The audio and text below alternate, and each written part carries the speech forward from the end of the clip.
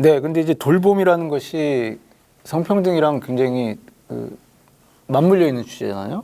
근데 그렇게 보니까 뭐 전반적으로 그 뭐 양 후보 보면은 성평등은 외면했고 돌봄은 몰랐다 이렇게 볼 수 있을 것 같습니다. 그러니까 재택근무가 이제 돌봄이랑 굉장히 밀접하게 관련이 있는데 완전히 전형적인 여성 이슈로서 오세훈 후보가 내세우셨단 말이에요.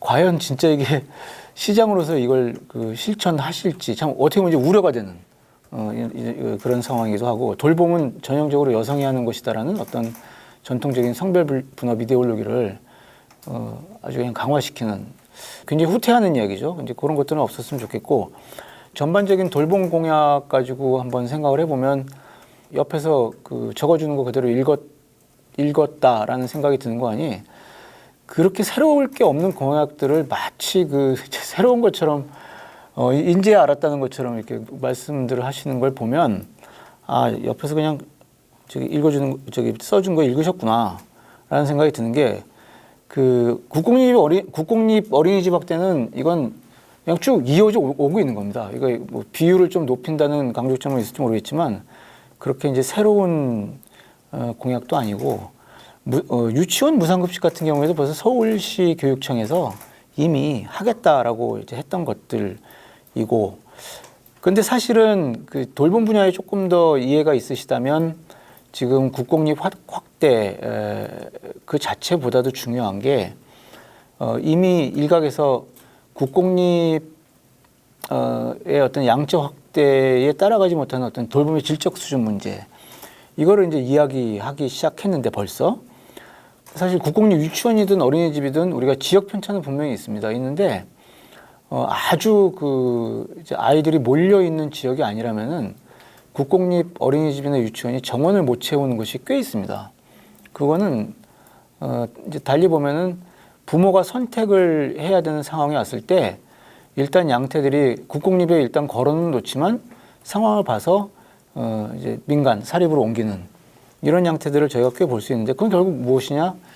국공립의 어떤 국공립 돌봄이나 교육의 질적 수준에 부모들이 만족하지 못하고 있다라는 건데, 그렇다면은 사실 지금 2021년 이제 선거에서 돌봄 관련 공약이라고 한다면 돌봄 교육 서비스의 이제 질을 높이겠다는 차원에서 공약이 나왔어야 되는데, 돌봄 교사 처우 개선 같은 경우에도 마찬가지예요. 그러니까 당연히 돌봄 교사의 처우 개선은 앞으로도 계속 해나가야 될 과제이면 이제 틀림없고, 근데 이게 이제 돌봄 인력 처우 개선이 이제 어린이집에 한정지어서 얘기하고 있지만 사실은 기본적으로 우리 돌봄 시스템이 유치원과 어린이집으로 지금 이분되어 있다는 것 자체를 모르시는 거예요.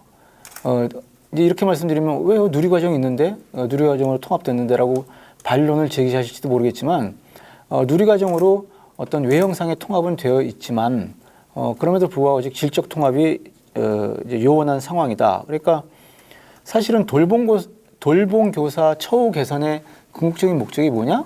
돌봄 교사 처우를 개선을 해서 결국 우리 아이들이 받는 돌봄 서비스의 질을 높이겠다라는 건데, 단순히 이제 월급을 올려주고 뭐 노동 시간을 줄여주고 이런 것도 굉장히 중요하지만, 현장에서 벌어지고 있는 굉장히 아이들이 받는 돌봄 서비스의 질을 낮춰주는 문제가 역할 분담에 있어서의 혼란, 특히 유치원 같은 경우에 교사로서의 정체성을 가지고 있는 유치원 교사와 그다음에 이제 돌봄 인력, 소위 말해서 저희들은 다 선생님이라고 부르지만은 선생님이라고 서로 이렇게 인정하기에는 좀 미묘한 관계들.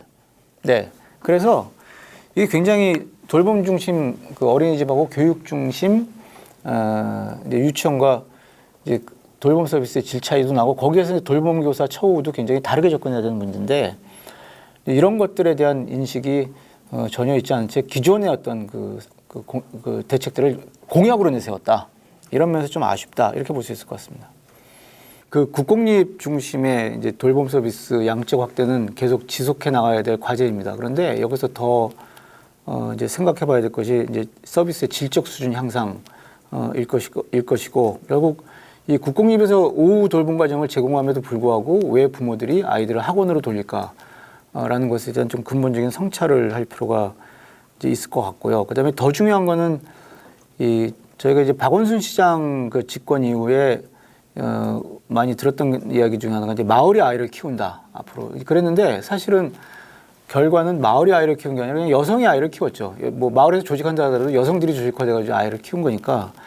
그래서 이제 여성이 아이를 키운다 정도 수준을 벗어나지 못하고 있는 이런 상황이고, 근데 지금 청년들이 뭐 여러 가지가 있겠지만 지금의 돌봄 서비스, 돌봄 상황을 보면서 자신들의 미래를 또 결정을 합니다.